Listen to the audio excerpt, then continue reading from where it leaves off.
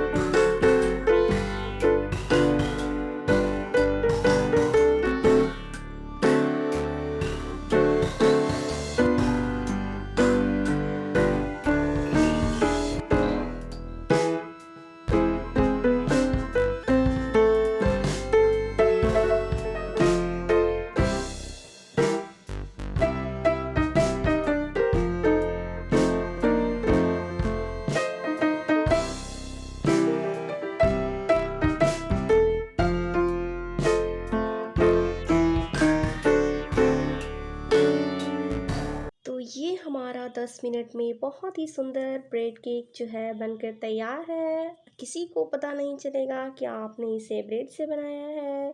बिना गैस जलाए, बिना बेक किए एकदम परफेक्ट केक बनकर रेडी हुआ है। आप इसे एक बार ज़रूर ट्राई करें। अगर आपको मेरी रेसिपी अच्छी लगे तो वीडियो को प्लीज़ प्लीज़ प्लीज़ लाइक कीजिए, ज़्यादा से ज़्यादा शेयर कीजिए और हमारे चैनल को सब्सक्राइब कीजिए। Thanks for watching.